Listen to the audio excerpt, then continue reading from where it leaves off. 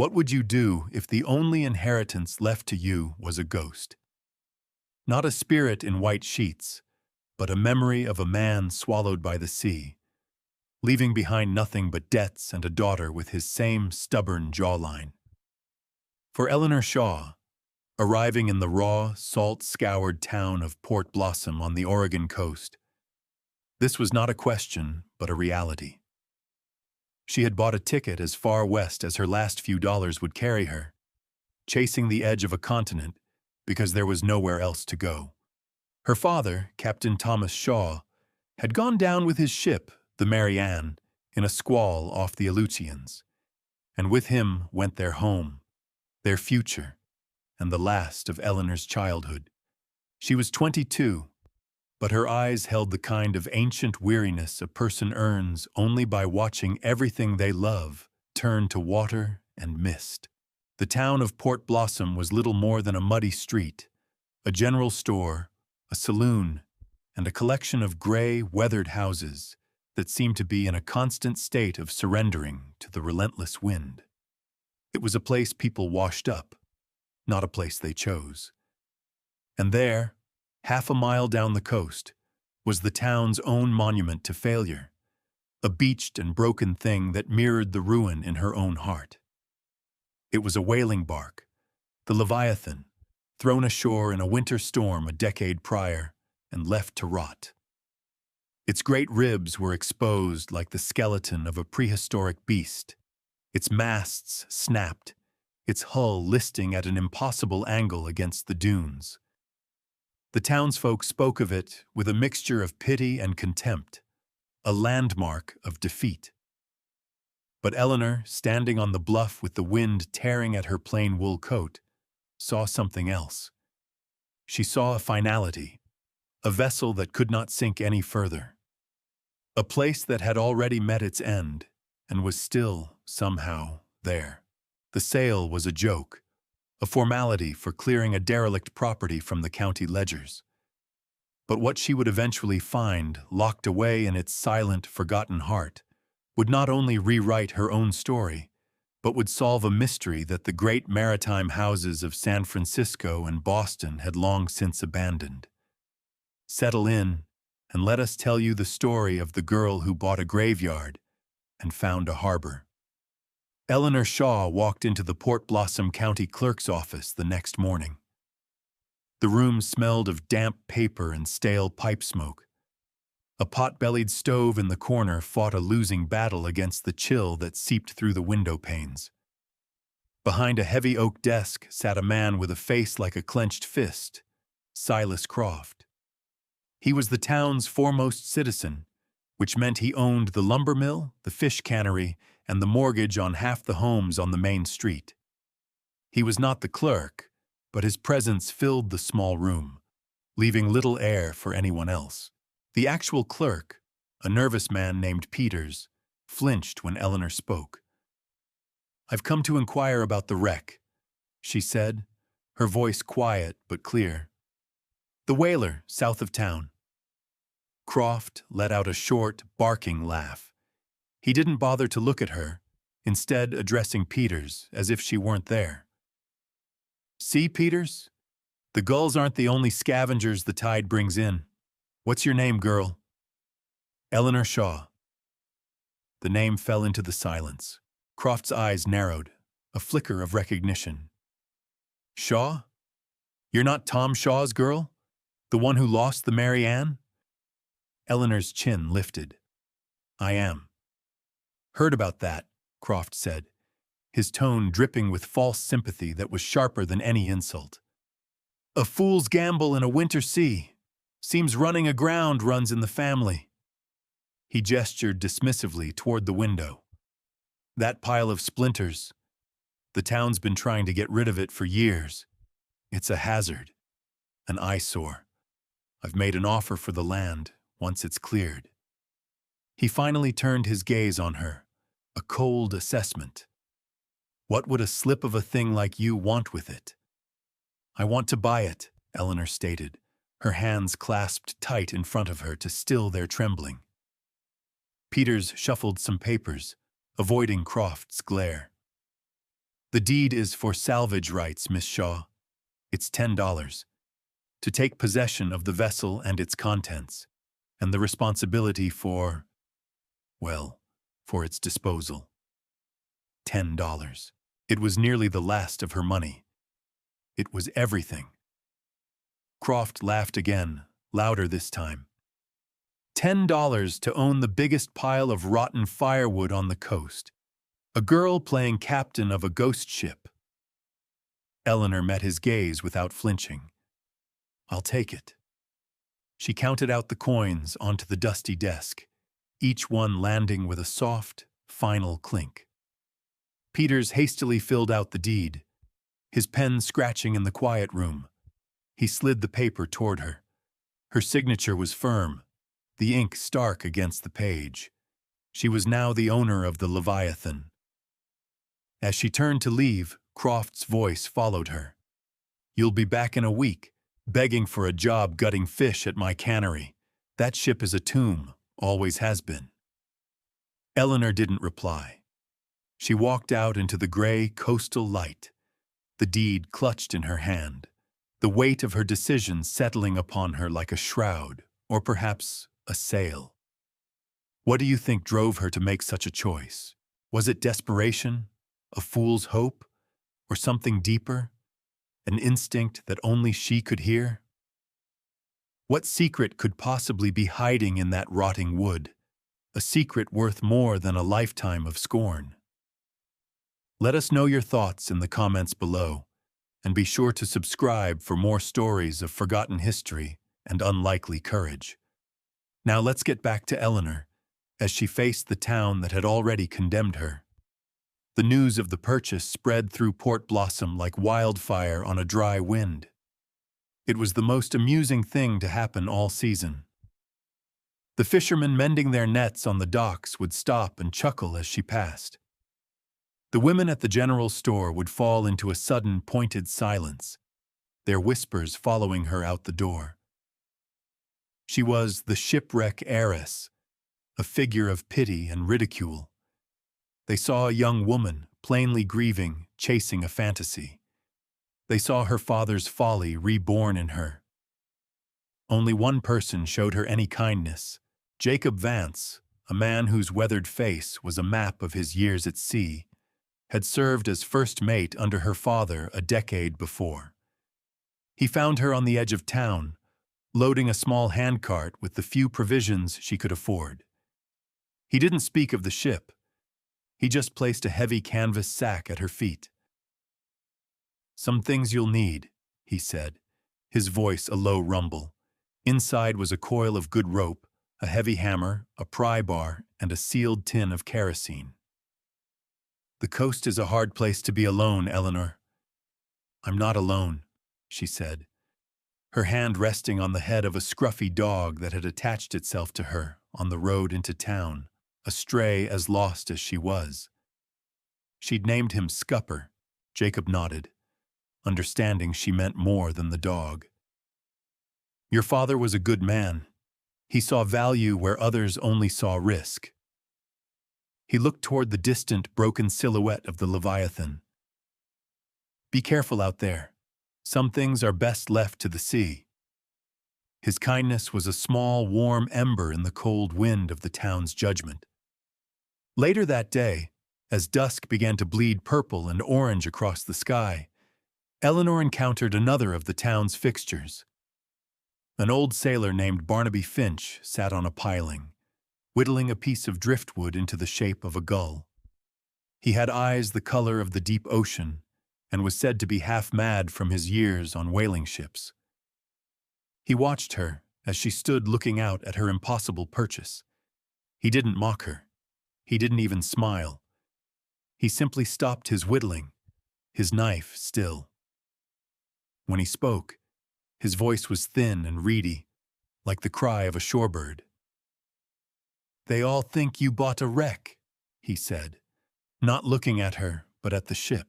Eleanor said nothing, accustomed to the town's opinions. They're wrong, the old man murmured, his gaze fixed on the horizon. He held up the half-finished gull. Some ships hold more than they ever carried. He offered no further explanation. He simply returned to his work, the blade whispering against the wood. The words settled in Eleanor's mind, cryptic and strange. They felt less like a warning and more like a key, though she had no idea what lock it might fit. That night, she made her camp in the dunes.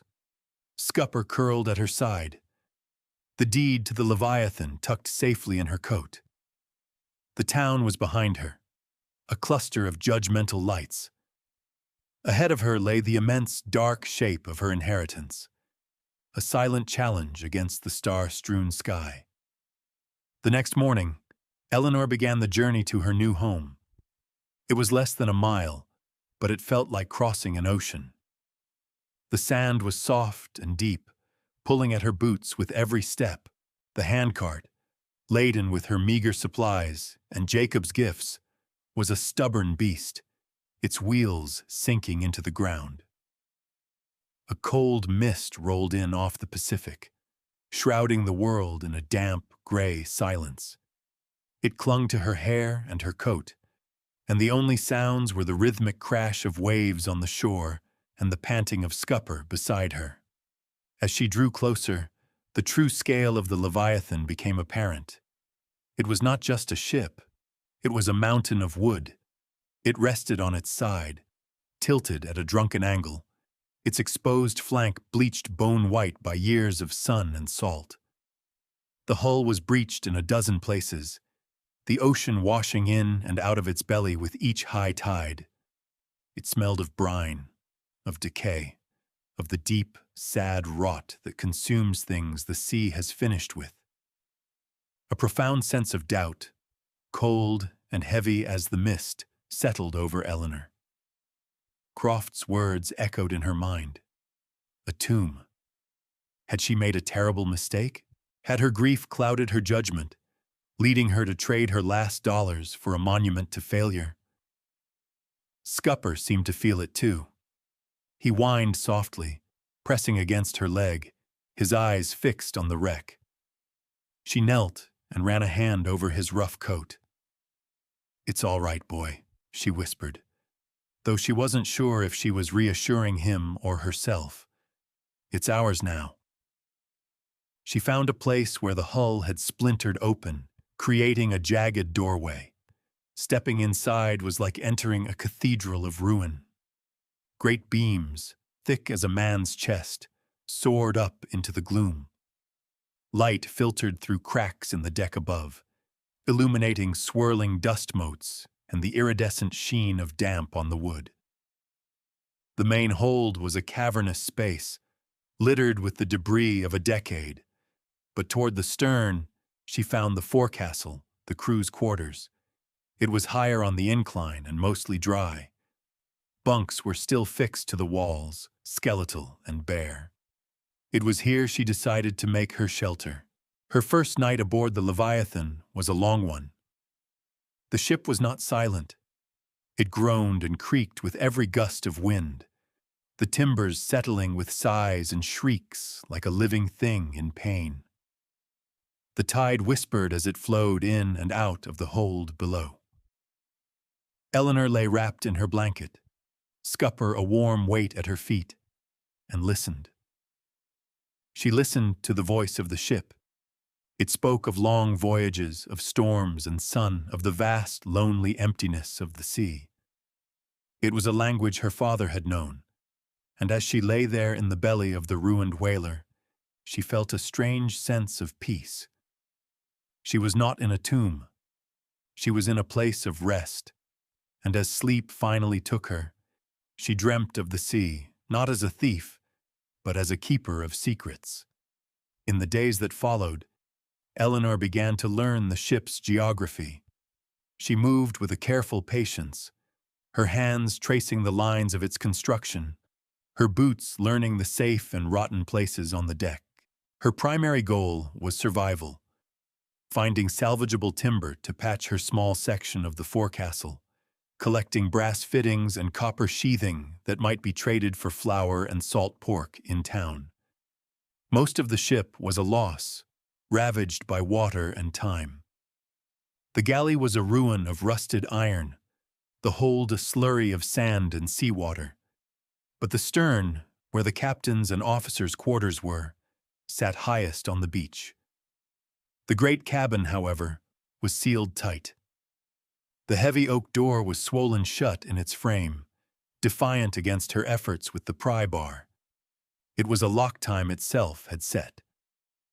She spent 2 days working at it, her frustration mounting with each splinter of wood and screech of protesting metal. Finally, with a great groan of surrendering timber, the door gave way. The room inside was a time capsule of chaos. A heavy table was overturned, charts and papers reduced to a pulpy mass on the floor. A sextant lay smashed in a corner. Everything was coated in a fine layer of dust and the crystalline residue of evaporated sea spray. It was a scene of a violent end, the ship's last moments frozen in place. Eleanor began the painstaking process of clearing the room, hoping to find something of value. As she worked her way to the forward bulkhead, the wall that separated the cabin from the rest of the ship, she noticed something odd. While the other walls were paneled with dark, water-stained mahogany, this one was different. It was made of teak, a wood far more resilient to the sea, and its color was lighter, its grain tighter. It looked newer, as if it had been installed long after the ship was built. Her fingers traced the seams. They were perfect, almost invisible. It was the work of a master shipwright. Then she saw the floor. Near the base of that teak wall, almost hidden under the debris, was a pattern of heavy bronze bolt heads. There were 6 of them, arranged in a rectangle. They were not the common iron spikes used elsewhere in the ship's construction. These were marine-grade bolts, the kind used to secure a ship's engine or a heavy winch to the deck. They were out of place, their presence a riddle in the ruined cabin. Why would anyone bolt a section of the floor down in the captain's quarters of a whaling bark? It made no sense. She tried to brush away the dust around one. Her curiosity piqued, but it was just a strange detail in a ship full of them.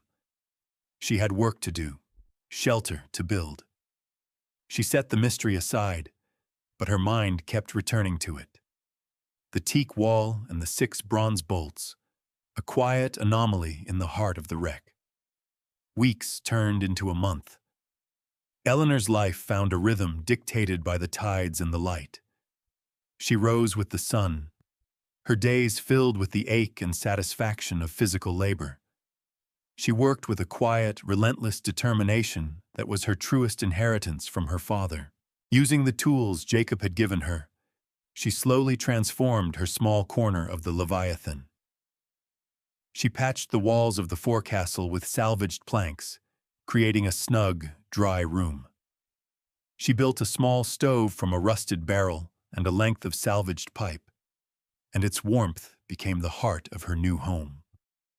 Scupper was her constant shadow, a silent companion whose presence was a comfort against the immense loneliness of the coast.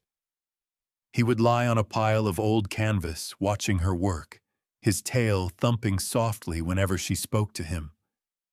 The town of Port Blossom remained a distant entity. Once a week she would make the trek with her handcart, trading scavenged copper and brass for supplies. The whispers still followed her, but they were tinged now with a grudging curiosity. The fool girl hadn't starved or given up. Silas Croft would sometimes ride his horse out onto the bluffs and watch her from a distance, his expression unreadable. He was waiting for her to fail, but Eleanor was not failing. She was learning. Her hands, once soft, were now calloused and capable. She learned the language of the wood, the difference between the groan of decay and the sigh of sound timber. She was not just salvaging a ship, she was communing with it. And through the work, she began to process her grief. Each swing of the hammer was a blow against her sorrow, each mended plank a small victory against the chaos that had consumed her life. The mystery of the 6 bolts in the captain's cabin remained at the back of her mind. Every few days, she would return to the room and just look at them. They were an itch she couldn't scratch. They didn't belong. The more she understood the ship's construction, the more they bothered her. They were an addition, a secret modification. One evening, as a storm gathered out at sea, she sat by her small stove, cleaning her father's old tools. She picked up a heavy socket wrench, its steel cool and solid in her hand. Her father had always said, "If something doesn't make sense, take it apart. The truth is usually in the pieces." The wind howled outside, and the ship shuddered around her. The storm felt like an omen, a catalyst. She looked at Scupper, who raised his head and watched her, as if he knew what she was thinking. She stood up, took the wrench and a lantern, and made her way back to the captain's cabin. It was time to take it apart. The lantern cast long, dancing shadows across the ruined cabin. The air was thick with the smell of ozone from the approaching storm. Eleanor knelt on the floor, the wrench feeling heavy and purposeful in her hand. The bronze bolts were sealed with hardened pitch, a mariner's crude but effective waterproofing. She spent the first hour just chipping it away with a hammer and chisel, the sharp tink, tink, tink echoing in the enclosed space. Finally, she had one cleared. She fitted the wrench over the bolt head and threw her entire weight into it. Nothing. The bolt was as immovable as the hull itself. Sweat beaded on her brow. She repositioned herself, planting her feet, and tried again. A low groan came from the metal, a sound of protest that vibrated up her arms. It moved. Just a fraction of an inch, but it moved. For the next several hours, she fought with the bolts, one by one. It was a battle of endurance. Her muscles screamed, her hands were raw, but she was fueled by a certainty that grew with every turn of the wrench. This was not random. This was deliberate. Someone had gone to great lengths to secure this spot. By the time the storm broke, lashing the ship with wind and rain, she had loosened the last bolt. Her hands trembled with exhaustion as she set the wrench aside. Using the pry bar, she wedged the tip into the seam she'd discovered and pushed down. The floor plate, a thick slab of teak-covered iron, lifted with a deep, resonant boom. Beneath it was not the ship's hull. It was the lid of a chest, a massive sea chest, made of iron and bound with brass, its surface coated in a thick layer of pitch. It wasn't just sitting there. It was bolted directly to the ship's keel beams. This was no mere piece of luggage. It was part of the ship's anatomy. The emotional climax of her search was at hand. Getting the chest open was another ordeal. The lock was rusted solid. In the end, she had to break the hasps with the hammer and pry bar. As the last one gave way, the heavy lid swung open with a hiss of escaping air. Inside, wrapped in thick, oiled canvas, lay a collection of leather-bound books and rolled charts. Her heart pounded in her chest. She carefully lifted out the topmost book. It was a ship's log. She opened it, her lantern light falling on the elegant, cursive script. The first entry was dated 5 years prior, but the name at the top of the page was not the Leviathan. It read, "The Sea Serpent, Canton to San Francisco." The Sea Serpent. The name was legendary, a ghost story sailors told. A clipper ship, famous for its speed, that had vanished without a trace on its way from the Orient, carrying a fortune in silk, spices, and silver bullion for the banks of San Francisco. The log told the whole story. It described a typhoon, a dismasting, and a week adrift before the ship finally broke apart on an uncharted reef 50 miles north of Port Blossom. It described how the captain of the Sea Serpent and a handful of survivors were rescued by another vessel. That vessel was the Leviathan. The two captains were old friends. Knowing his own ship was doomed, the captain of the Leviathan had agreed to take the Sea Serpent's most precious cargo aboard: its log, its charts marking the location of the wreck, and its official cargo manifest, the proof of what was lost. They had built this secret compartment together, a desperate act to protect the truth until it could be delivered. But the Leviathan never made it to port. It was caught in its own storm, the one that had beached it here. Its captain lost in the surf, his secret dying with him. Eleanor sat back on her heels, the logbook open in her lap, the enormity of her discovery washing over her. She had not bought a wreck. She had bought a vault. A tomb, as Croft had said, but one that held the key to a lost fortune. The storm that had been a distant threat was now a raging fury. The wind screamed through the broken rigging of the Leviathan, a sound like a banshee's cry.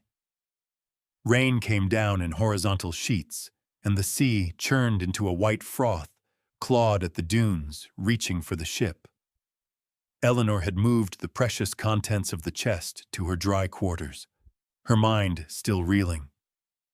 The ship, which had felt so solid, now groaned and shuddered with every wave that slammed against its hull. It was in this maelstrom that Silas Croft arrived.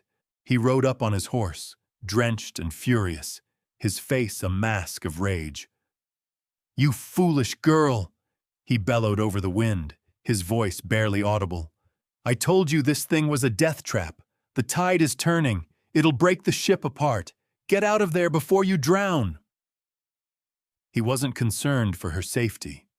He was watching his future investment, the clear-cut land, being threatened by the storm, and she was the madwoman standing in his way. Eleanor appeared at the jagged opening of the hull, her lantern held high. "This ship has weathered worse," she yelled back. "It's my home." "It's a coffin," he roared. Just then, another sound cut through the storm's howl, a desperate shout for help. Down the beach, a small farm wagon was stuck deep in the wet sand. Its axle snapped, the waves already licking at its wheels. A man, a woman, and two small children were struggling against the wind, their terror plain even from a distance. Croft glanced at them, then back at Eleanor, a sneer on his face. "Let the fools save themselves," he muttered, turning his horse to leave. "I'm not losing my neck for any of you." He disappeared into the driving rain. Eleanor didn't hesitate. With Scupper at her heels, she ran out into the storm. "Here!" she cried to the stranded family. "This way! There's shelter!" The man, whose name she learned was Miller, looked at the groaning wreck with frightened eyes. "In there? Is it safe?" "It's safer than the sea," Eleanor replied, her voice calm and certain. She helped them carry their children and a few precious bundles through the splintered hull and into the relative quiet of her small, warm room. The Miller family huddled by the stove, their eyes wide with fear and gratitude as the Leviathan took the full force of the storm. The ship became their ark. Timbers shrieked, and the entire structure shifted on the sand with a deep, grinding roar that shook them to the bone. In that moment, Eleanor made her choice. The logbook and the charts were her future, her fortune, but the ship itself was her present. It was a protector. It was a harbor. She would not abandon it. She would honor the captain who had tried to save a friend's legacy, and in doing so, had created a sanctuary. As the storm raged, She felt a profound connection to the men who had built and sailed this vessel. She was no longer just its owner. She was its keeper. By dawn, the storm had passed, leaving behind a sky washed clean and a sea that glittered under the new sun. The Miller family, safe and profoundly grateful, looked at Eleanor with something akin to awe. "You saved us," Mrs. Miller said, her voice thick with emotion. "That ship, it held. It truly held." When they made their way back to Port Blossom, they told everyone what had happened. They spoke of the furious storm, of Silas Croft's abandonment, and of the young woman who had given them shelter in the belly of the wreck. The story spread, and for the first time, the whispers about Eleanor Shaw began to change. The ridicule was replaced by a grudging respect, then outright curiosity. 2 weeks later, Eleanor took the train to Astoria, the charts and logbooks secured in a leather satchel. She found the offices of the Pacific Maritime Union, the firm that had insured the Sea Serpent. She was granted a meeting with a senior agent, a man named Arthur Abernathy, who had a kind, serious face and spectacles perched on his nose. He listened to her story with polite skepticism, but as she unrolled the charts and opened the logbook on his vast mahogany desk, his expression shifted. He traced the lines on the chart with a careful finger, his eyes scanning the elegant script of the log. He spent nearly an hour in silence, cross-referencing names, dates, and cargo entries with the thick ledgers on his shelves. Finally, he looked up at her, his composure broken by a look of sheer astonishment. "Miss Shaw," he said, his voice quiet with the weight of the moment. "These are genuine. For 5 years, we believed the Sea Serpent and its cargo were lost to the deep, unrecoverable. These charts, this manifest, this changes everything." He explained that the insurance claim paid out on the ship had been one of the largest in the company's history. The silver bullion alone was a fortune. According to maritime law and the terms of their own policies, the party responsible for the discovery and recovery of the ship's official records was entitled to a finder's fee, a significant percentage of the salvaged value. The news traveled back to Port Blossom on the telegraph wire before Eleanor even returned. When she stepped off the train, the townspeople looked at her differently. They saw not a foolish girl, but a woman of means and consequence. Silas Croft was seen at the saloon, drinking alone, his face grim. He had scoffed at a $10 wreck, never imagining the treasure it held. He had seen only rotten wood, while Eleanor had seen a story waiting to be told. The town that had mocked her now watched her with reverence, as if she herself had commanded the sea. The light of late afternoon, thick and golden, poured over the Oregon coast. Eleanor Shaw stood on the deck of the Leviathan, her hand resting on the warm, weathered wood of the railing. The ship no longer felt like a wreck, but like an old, dignified veteran, its service finally done. Scupper sat at her feet, his head resting on her boots, his gaze fixed on the horizon as if he, too, were contemplating the vastness of the sea. Jacob Vance climbed aboard, moving with the easy grace of a man who had spent his life on shifting decks. He stood beside her, looking not at the ocean, but at her. "The whole town's talking," he said, his voice filled with a quiet pride. "Silas Croft sold his interest in the cannery. They say he's moving inland. I reckon this coast has seen enough of him." He gestured to the ship. "What will you do now, Eleanor? With the money? You could build a fine house, travel the world." Eleanor smiled, a small, genuine smile that reached her eyes. She looked at the solid deck beneath her feet, at the great, curving ribs of the hull that had sheltered her and protected a family from the storm. She thought of the 2 captains, Friends bound by a promise kept silent for a decade in the heart of this ship. She had the means to leave, to start a new life anywhere, but she was already home. My father taught me that every ship has a final harbor, she said, her voice soft but sure against the whisper of the waves. I just didn't know I was building one. She wasn't just the woman who found a lost treasure. She was the woman who had listened to a ghost, who had honored a promise, and who had turned a place of ruin into a place of refuge. The Leviathan would not be cleared. It would be preserved, a monument not to failure, but to the enduring strength of things the world had dismissed.